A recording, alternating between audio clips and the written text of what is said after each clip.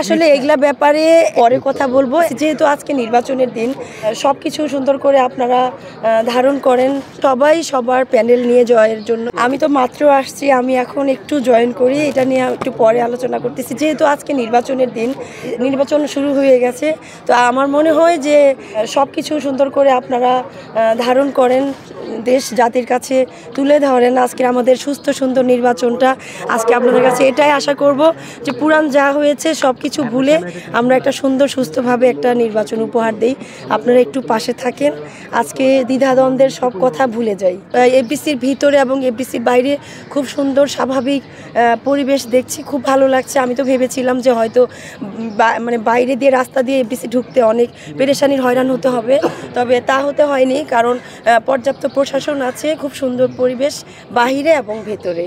সবাই সবার প্যানেল নিয়ে জয়ের জন্য 100% আশাবাদী, সবাই বিশ্বাস সে অবশ্যই আসবে। তবে সব কিছু আল্লাহ নির্ধারণ করে রেখেছেন, যার যে রেজাল্ট হবে অবশ্যই আমরা মানে মেনে নিব, কারণ আল্লাহর উপরে আসলে কোনো কিছু নেই। এখন আমরা শুধু সিনেমা করছি, নির্ধারণ সব হয়ে গেছে, আগে আল্লাহ লিখে রেখেছেন।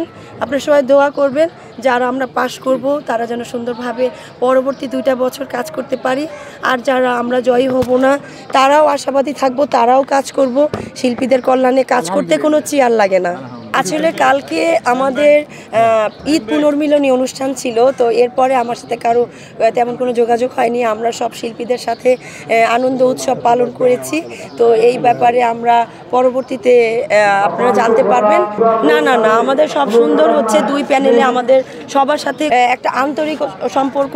একটু পরেই আপনারা দেখবেন আমরা সবাই কাঁধে কাঁধ মিলে একসাথে নির্বাচন করবো, আর কিছুক্ষণের মধ্যেই আপনারাই দেখবেন। আসলে এগুলা ব্যাপারে কথা বলবো, পরে কথা বলবো। আজকে যেহেতু এখন নির্বাচন, এগুলা নিয়ে যদি আলোচনা করি তাহলে আমাদের নির্বাচনটা সুন্দর সুস্থ হবে না।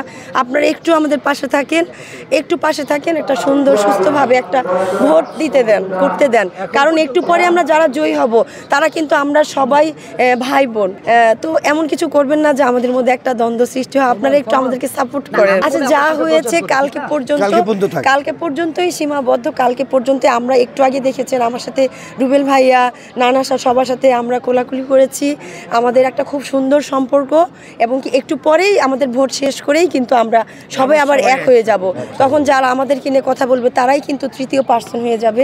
সো সবাই আমরা এক হয়ে একটু কাজ করি। একদম